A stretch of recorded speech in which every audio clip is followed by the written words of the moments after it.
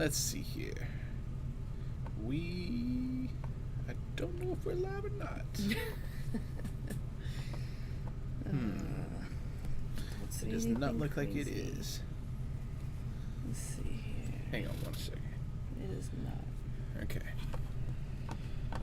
Alright. Oh, wait. It says live on We'll it. go see. Yeah, we're live. Alright. The chat thing is not going to work tonight. But we can see your chats on here. Yeah. Does it have the update? No, it says July 23rd on it. That's so weird. It is not July 23rd. It is not. But we are live.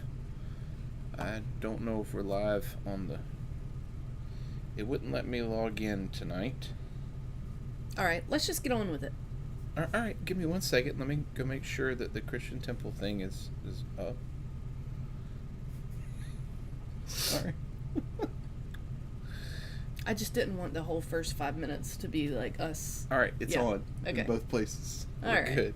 We We're are good. live somehow. Hello, everybody. It's good to see you all. This is Talking Toast. We normally start at 8:28, but we had some technical difficulties tonight, That's what happens. as life goes sometimes. That's what happens. Alright. Join But us. if you would chime in and let us know where you're watching from tonight. 8:28, but we had some. It's working. It is. Yeah. Yeah. Good. We will have to watch the I've got it. comments. Okay. You've got the comments up? I got it. Yep. Alright. Go ahead and leave a comment. Let us know where you're joining us from tonight. Let us know what the humidity is outside, because it is Yeah. very humid here in It is the Mid-Atlantic. It is humid. But I just walked outside because I left the microphone at the church, so I ran. We were to on the a little church. bit of a... It was it was a weird lead up to Talking Toast tonight, in case you couldn't tell. So yeah, I was outside walking to the church because I left the microphone, and it felt really nice and breezy. All of a sudden, it was kind of turning and changing a little bit. I got an so- alert while I was upstairs nice. that it's going to be significantly hotter tomorrow in Catonsville. Yes, It's a warning. that's awesome. Yep. That's awesome. So tonight we're drinking Heist Brewery Kolsch Times out of Charlotte, North Carolina. Brought to you by Julia Utley and Chantel Frells. And it is delicious. It's wonderful. Yeah. Citra hops. That's my favorite. It's really it's a light. It's light. It's not super heavy. Yeah. It's great. tasty. Yeah. Thank you so much. This is awesome. Yep. You should have birthdays more often. I should have birthdays more often. It's kind of nice. That's good. That's good. Well, so this is Talking Toast. We gather together every Tuesday night, give or take some Tuesdays, and we talk about what's going on in the world, what's going on in our lives, and then we talk about pulling back the curtain on the creative process that is sermon writing. For us, we call it homilies because we do 2 10-minute homilies. Shorter every Sunday. And that's what brings a lot of life with Christian Temple. Mm-hmm. And what's really fun about that for us is we get to give 2 different perspectives. Yeah. And this, today, it is on the same text. So, and last week it was on the same text. So We've sometimes been we working get to with do... the same text for a little while. Yeah, but sometimes we get to do multiple texts. But if you're watching for the first time, this is a same text kind of... Don't say that too fast. Yeah, no, kind of Sunday. So, yeah, let us know where you're watching from tonight. We got Julia on. All right. Yeah. All right. From Easton, PA. Hello, Pennsylvanians. She's not a Pennsylvanian. I know, but she's in Pennsylvania, so... She is saying hello to Pennsylvanians. Yes. There you go. Okay. Makes sense. That just confused me. So we start off every Talking Toast. Doesn't take much these days. We start off every Talking Toast. Why don't you just take this? Go for it. No, stop. Neither of us, both of us have been like, I don't know, just like super tired these last few days. It's been an exhausting last few days. Yeah. So we've been on the go. We've been flying and working hard, and it's been a lot. It has a lot. been. So every week we start off Talking Toast by asking, what is sustaining you? What is getting you by? What's that thing that's giving you life right now? What's your 808 beat? What is the undercurrent? What is moving you along? So I haven't thought about this at all. So I'm going to ask you first. What is sustaining you? I am being sustained by the Olympics. I'm loving it. It's been so fun. We watched gymnastics together tonight. Mm-hmm. We knew what was going to happen, but Sophie didn't. And if you're watching primetime, I think it's coming on. It might have just come on, or I can't remember what the no schedule. spoilers here. Yeah. But watch the gymnastics Watch tonight. gymnastics. It was delightful. And we've watched a lot of swimming. Last night, Sophie and I watched canoe slalom. We watched mountain biking, women's mountain biking on Sunday morning. We've watched a little bit of basketball. We watched BMX in the skate park Tonight, this morning. That was fascinating. Yeah, it was so cool, but it's been so much fun. Olympic sports. It was great too because on last night, I told you this maybe this morning, but Sophie's really gotten into it because we were driving down Bloomsbury here in Catonsville on our way back from the Y, and she saw an Australian flag, and she started booing and was like, "They're not cheering for USA." So anyway, it's been a lot of fun to watch it with her. She didn't get to. Sorry. She didn't really get to enjoy it last time because she was like 3. So anyway, this has been a lot of fun. It has been fun. I was going to say that what's sustaining me is the Olympics. And the O's. I've been really interested in the Orioles lately. And I'm such a college sports person that I've never truly understood the ins and outs of like a professional team. But I got on a call today. Did you do that? I did. With the Baltimore Banner, and our own Kyle Goon was one of the presenters. What do they call it? Like a round table. Yeah. So he was one of the journalists that was speaking about it, and it was kind of leading up to the trade deadline and what they needed to get and what they were going to do, and they all nothing had been happening, right? Like no news, and every one of the panelists were like, they're going to make some big moves today.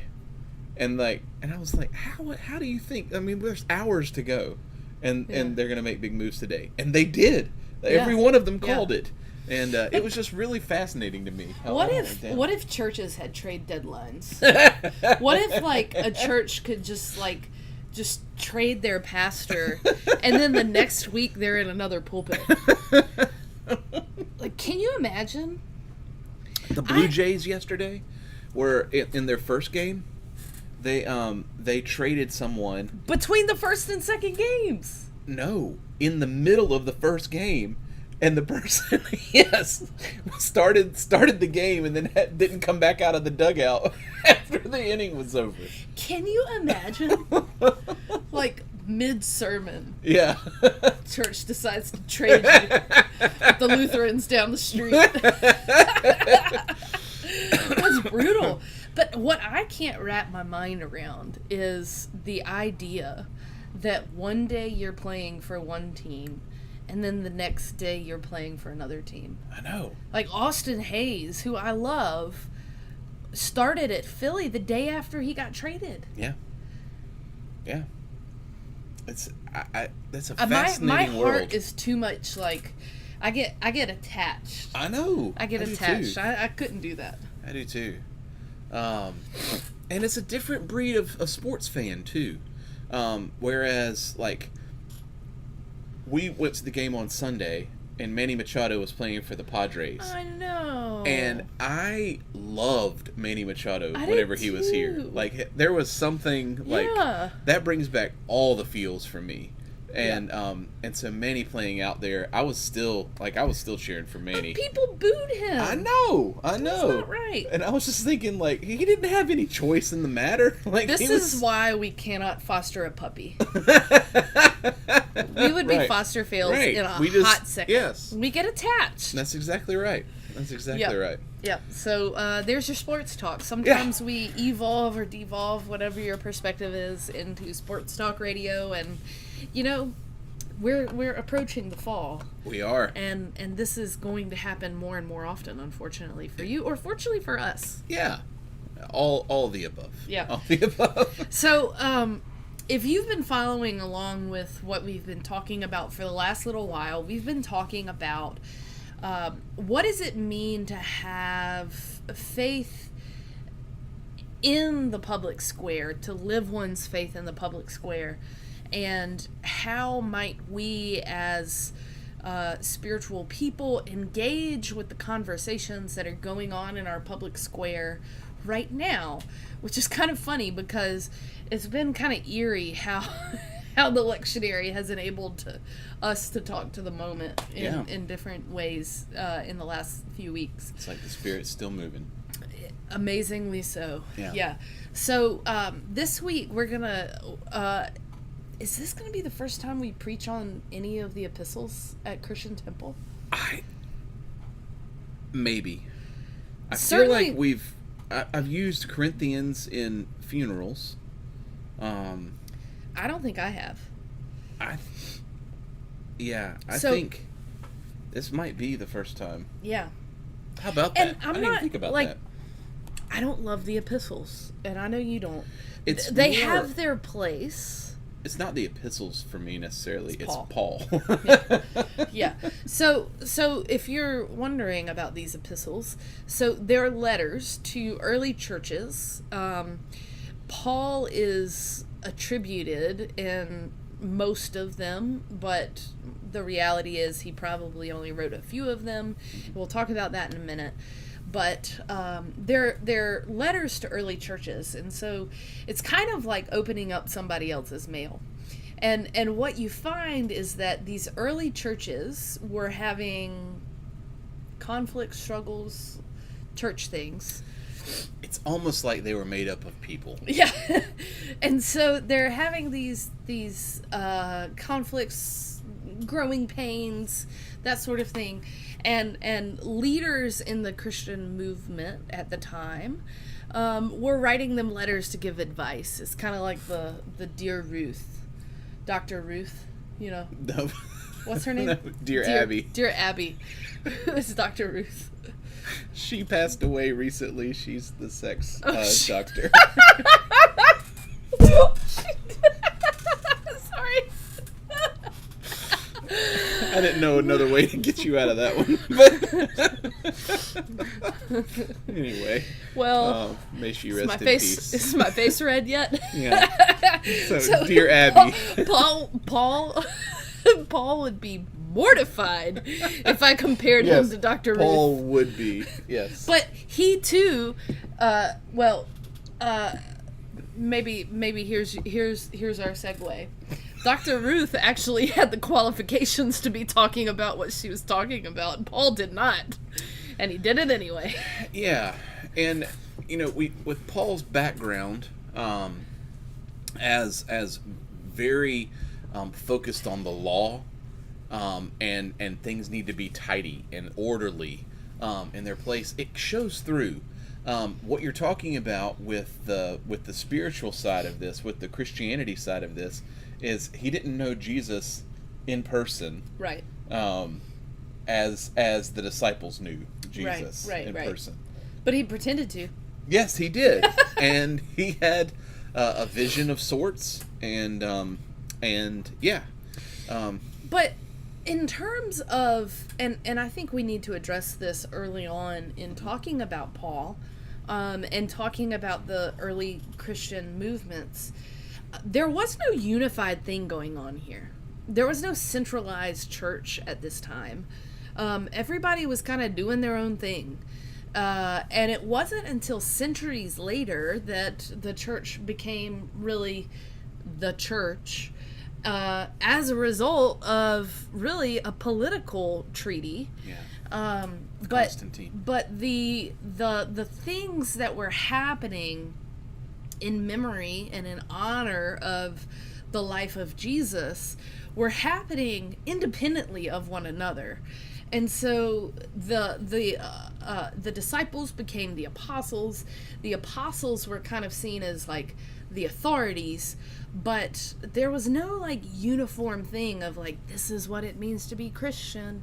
Yeah. And so when we talk about the early church, no such unified church existed. There were multiple churches and multiple contexts, and they were taking things from their local religious Yes. context as well. Yes. And so there were, for instance, legend says that early Christians, Thomas, went to India, and Christianity in India early on took on a lot of rituals and symbolism that Hinduism carries with it. And so these early churches were very vibrant, contextual things Yes. going on. And so it wasn't like people were coming in with an iron fist and saying, this is how you do church, except for Paul sometimes. Yeah. And then Paul was also doing the work of helping some of these churches get started Yeah. along the way. And some of the churches were helping him get started. Oh, absolutely. Yeah, it was mutually beneficial. Early churches. I think that's something that needs to be stated, is no such thing as early church. Yep. But there were early churches. Yep. And different varieties of such, which fits really well into talking about the text today. Yeah. Because this is to the church at Ephesus, which means it's in our Bibles it's called Ephesians. It's the letter to the Ephesians, the people of Ephesus. Chapter 4, verses 1 through 16. And what Katie was talking about a little while ago about this being Paul-like or Pauline is what some scholars would say. This is Pauline in the tradition of Paul, but this is Deutero-Pauline, meaning that Paul, we don't think, wrote this. We think that this was probably a student or a close associate of Paul who was writing and saying, I greet you in the name of Paul, or I greet you, Paul, saying basically, I'm taking on, this is my teacher, which was a very Greek thing to do. That's whenever we read Socrates, Plato, those kinds of Greek philosophers, that was a school of thought. Right. And so the same thing kind of applies here. Right. So it was kind of a taking on the yoke, in the words of Jesus, or taking on the philosophy and carrying on that legacy. Yes, absolutely. So Deutero-Pauline, and in it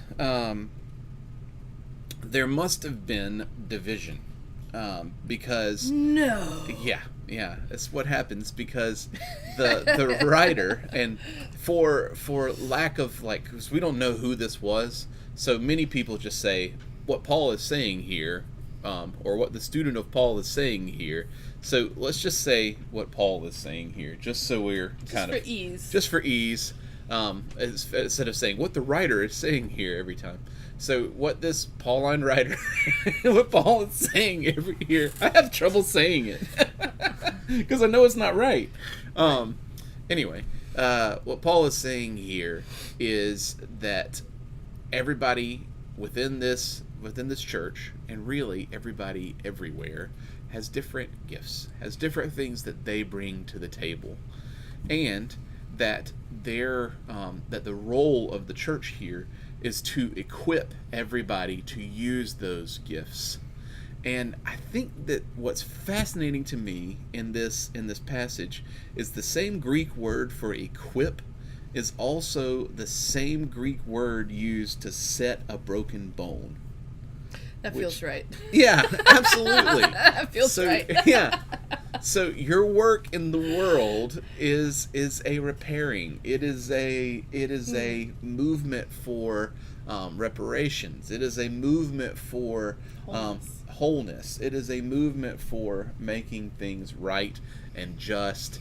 I'm not saying Paul gets it right all the time. Most certainly does not. But in this mindset, this makes a whole lot of sense. That in our manyness, that this manyness should be, the diversity is a gift, and it was given to enrich the whole. Yeah, and maybe I want to have a caveat here, but I want to say first and then have the caveat. Maybe the litmus test then is your work healing the world, setting the bone back in place? Now, I want to be really intentional about saying litmus test, I don't know, because oftentimes when a litmus test is laid down, it is a hard line in the sand, that on this side there are Christians and on this side there are non-Christians, and for me, I think that line is fuzzy, and so and I think the test of goodness and engagement in the world then is not whether you're a Christian or you're a non-Christian, but whether you are setting the bones of the world back into place, or into place for the first time. And using your gifts that you've been given to do so, right? Yeah. Because everyone has those different kinds of gifts to bring to the table. Yeah. And I think I was reading a little bit of a commentary in this, and one of the things that stuck out to me was that this passage is used so often to chide prophetic words, because it goes through and it says you should do this with gentleness, you should not yell, you should do these different kinds of things. And we have, I mean, I don't know what the Pauline school is trying to say in that, but the prophetic word is how like we are who we are, you know what I mean, and how Paul was who he was. Yeah, and some would say that even Jesus was a prophet. Oh, absolutely.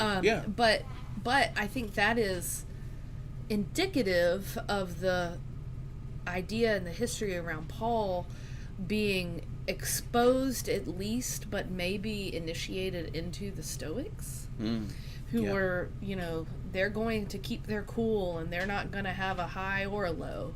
Yeah. And so maybe he was encouraging that Stoic kind of like, we're not going to show emotion. Yeah. Even. Or and it's hard to say like what's Paul, because Paul also had this transformation experience. His name was Saul. He was killing early Christians.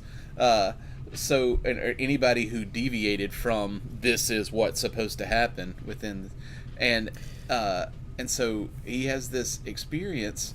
And so is it a complete double away from everything with some of those parts of Judaism?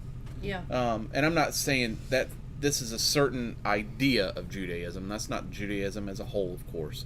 Mm-hmm. But then with Paul, with that moving away from, and then what is Paul's, and then what is this Greek school of thought, like you're talking about, like what's coming along from this is the Greek tradition, and we think this is another student.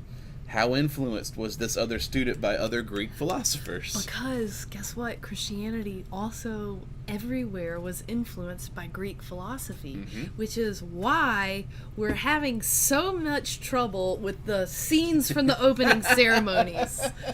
That was not the Last Supper. It was not. And if it was beautiful. But it was not intended to be that. That was the Feast of Dionysus. Well, how about... I've seen a lot of people post this. And so, first off, why would the French be celebrating an Italian... an Italian painter. Artist, to begin with? And second off, The Last Supper is a bunch of white people sitting there at the table. The painting is. Yeah, Yeah. that's what I'm saying. The Last Supper, what we call the Last Supper, Yeah. is not indicative of the area. It has nothing. Yeah. This was the Renaissance understanding. It's of, already a caricature yes, of yes, our understanding yes, of the Last yes, Supper. exactly. We digress. So yeah, anyway, But you said Paul and you said Saul, and I also want to say this, that there are some that say, like, there is not a place in our world for people to change and change their identities. And I would say, like, if you're reading your Bible, there actually is. yeah, And a really good example is that Saul changes so much that he changes his name, changes his entire identity, and becomes Paul. And so these evangelical Christians who can call Paul by Paul's name and not by his dead name, they can. we can do that. We can do a Yeah. name change. Yes, this is altogether. possible. Yeah. So I'm talking about that diversity of the gifts, the maniness, and I think you're kind of moving into the unity, right? Yeah, so this is one of those really fun times when we're going to preach the same text, but we're going to preach the opposite things. So John's talking about the manyness, and I'm talking about the unity, because in this text, the writer puts the word one 7 times. It's in there 7 times, and O-N-E, not W-O-N. So the writer uses this word one and encouraging the church to be one. And I think that's a hard thing, especially for those of us who have come out of fundamentalism Christianity or have been adjacent to fundamentalist Christianity, because oneness, I think, kind of raises a red flag for uniformity. And I think what is being talked about here is a unity that's not uniform. Mm-hmm. It's one of the things that the writer kind of highlights is that the church, the community, is still growing. They are an imperfect body that is encouraged to continue to grow. And so even if there was going to be a unity, you can't have unity and continued growth. Excuse me. You can't have unity and continued growth, because the two don't correspond. They don't work well with each other. So this is a type of unity that is not, you've got to believe this, you've got to do this, in order to reach that test of, on this side there are Christians and on that side there are non-Christians. I want to come back. I think you were saying you can't have uniformity and continued growth. What did I say? Did I say unity? Yeah. Sorry. I think I just wanted to be clear about that. Yeah. Which that makes a whole lot of sense. But I think it raises the question of, what does it mean to live in community? Like, how can we, as people of faith or people who are spiritual, some sort of kind of adopted a spiritual tradition, how can we live in community with people who might not see the same way as we do, Mm-hmm. but we are encouraged to live together with them and to create community and to work with them to set those bones back into place? Yes. And I think that, to me, begins with an acknowledgement of those many gifts, an acknowledgement that uniformity is a false myth. Oh gosh, yeah. And what we need, in my opinion, is a recognition of everyone as being individual parts of the whole, and that whole continues to grow. Yeah. Take, for instance, the U.S. gymnastics team. Oh man. And what I would like to raise are two things. One is that last night, the U.S. men's gymnastics team had the opportunity to medal. And they have one person on their team who is the pommel horse specialist, Steve, whatever his name is. I don't know. The His glasses. name's Steve. His name's Steve. Of course it is. But nobody else was able to bring them across that line but him. Yeah. And he did that. And he brought them over that line, and now he's like a TikTok superstar. And He's also like he solves the Rubik's Cube in under 10 seconds. 9.2 seconds. Yeah, he's yesterday. this brilliant, really, really neat guy. But they needed him, Yeah. right? They relied on him. If all of them were pommel horse specialists, they wouldn't have been in the position that they were in. Exactly. The same is true with what happened today with the women. Yeah. No spoilers. No spoilers. I'm not going to say it, but go watch it's it. It's amazing. But that is unity, not uniformity. Yes. They weren't all floor specialists. They weren't all uneven bar specialists. In fact, there were some times when one person performed better in an uneven bars that you didn't expect. And so you work for that unity where you're functioning with one vision, and that vision is healing the world. Yes. Every summer I play for a camp that we try our best with a lot of these different ideas, but in the name is unity in diversity. It's called Unidiversity. Mm-hmm. And I feel like that's what we're going for. Yeah, that's the heart of it. Yeah. That's the heart. Yeah. So it's important to have the manyness. Yep. And it's important to hold the oneness, a oneness that's not uniform. And we can hold those two things in tension. It doesn't have to be an either or thing. Yeah, absolutely. Well, that's good. I think we've got a lot of stuff to go with tonight. My dad said I knew the sermon preparation would pull in the Olympics. Of course. Yeah. We are Olympics people, and I really enjoy watching Team USA do its thing. And that's another thing, is that whenever you talk about like the Olympics, that's just another perfect example. You talking about the individual teams, Yeah. but it's also the whole of The whole the thing. country. Like everybody. You're not going to send Simone Biles out on the canoe slalom. No, exactly right. Exactly And right. you're not going to send, what was her name? The mountain biker who was so awesome. Got silver on Sunday. Kate something. Kate, H it started with an H. Anyway, you're not going to send her out to do the balance beam. Yeah. Right. Everyone has their. Everybody has their thing, and Yeah. what and it contributes to the whole. it contributes to the whole. And what is beautiful about it is that they have a vision for themselves as individuals, but also a vision for themselves as a community. Yeah. Yeah. And we can just keep going down this thing. Water polo. Oh my gosh. It's like Watching those folks. they're playing soccer, but trying to drown each other at the same time. It's absurd. But somebody has to be the fast one, like to Yeah. swim out and get the ball to begin with. And Yeah. Anyway. And then the rugby team, the U.S. Yes. women's rugby today. Good lordy. Oh. Yep. So, we're going to do a toast in a Yes. minute.